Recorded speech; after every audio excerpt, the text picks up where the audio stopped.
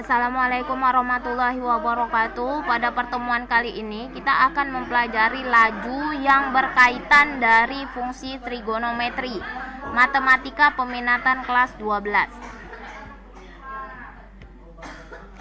Adapun kompetensi dasarnya yaitu 3.3 menggunakan prinsip turunan ke fungsi trigonometri sederhana. 4.3 menyelesaikan masalah yang berkaitan dengan turunan fungsi trigonometri. Adapun tujuan pembelajaran yaitu setelah kegiatan pembelajaran ini diharapkan siswa dapat menyelesaikan masalah yang berkaitan dengan turunan fungsi trigonometri, khususnya laju yang berkaitan. Laju. Hal utama dalam persoalan laju yang berkaitan adalah menghitung laju perubahan suatu besaran dalam bentuk laju perubahan besaran lain, yang boleh jadi jauh lebih mudah diukur. Jika variabel Y tergantung kepada waktu, maka turunannya dy per dt. Ya, t ini waktu ya. Jadi fungsi Y diturunkan terhadap fungsi t. Disebutkan laju sesaat perubahan. Tentu saja, jika Y mengukur jarak, maka laju sesaat perubahan ini juga disebut kecepatan. Jadi turunan pertama itu dinamakan kecepatan ya. Laju sesaat dari perubahan kecepatan akan menghasilkan percepatan. Jadi untuk turunan keduanya maka akan menghasilkan percepatan. Maka kecepatan V itu Vt sama dengan dy per dt. Maka sama dengan Y aksen t. Sedangkan percepatan A ya itu AT sama dengan fungsi kecepatannya dv per dt. Ya sama dengan F aksen T sama dengan D pangkat 2Y per dt kuadrat sama dengan Y double aksen T. Oke. Kemudian adapun contoh yaitu sebuah gelombang transversal merambat dengan persamaan Y sama dengan 0,1 sin 1/4 Vt kurang 1/4 Vx. Sebuah penelitian dilakukan pada jarak 2 meter dari pusat gelombang. Berapakah kecepatan dan percepatan partikel gelombang itu pada saat detik ketiga?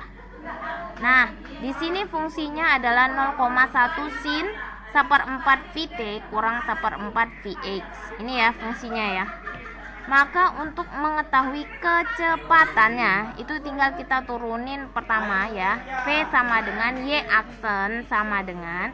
Nah, ini kan pangkatnya pangkat 1 ya, langsung jadi 0,1 ya dikali turunan sin. Itu turunan sin adalah cos 1/4 Vt kurang 1/4 Vx dikali turunan dari yang dalam kurung yang mengandung T ya, berarti 1/4 V.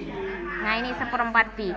Nah ini yang tidak mengandung T maka itu seperti konstanta ya, jadi 1/4 V sama dengan ya, jadi 1/4 V itu 0,025 ya, V cos. Kenapa ini 0, sebenarnya ini 0,25 ya dikali 0,1 jadi 0,025 V cos 1/4 Vt kurang 1/4 Vx. Nah ini turunan pertamanya ya. Dan untuk turunan keduanya untuk mencari percepatan. Ini percepatannya ya. Jadi setelah turunan pertama ini diturunkan lagi menjadi V aksennya ya. Jadi sama dengan Y double aksen A. Ini ada percepatan.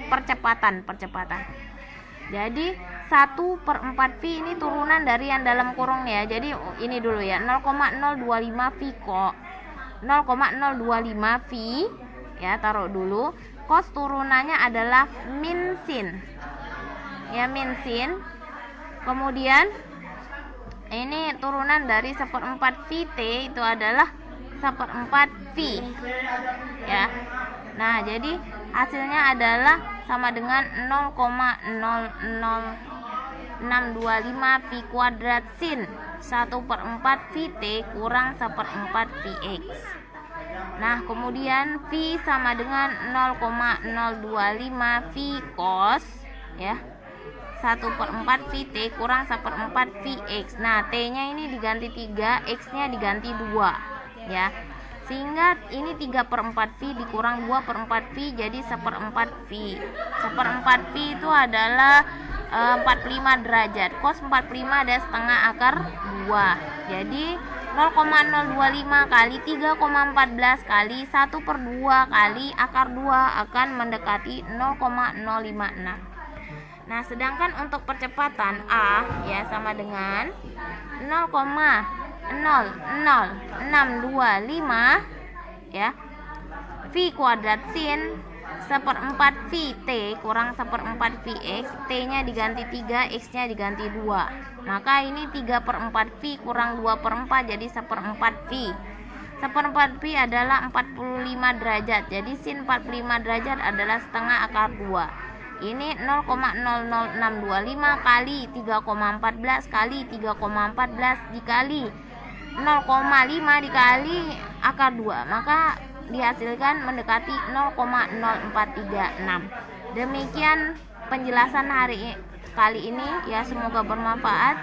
Wabillahi taufik wa hidayah. Wassalamualaikum warahmatullahi wabarakatuh.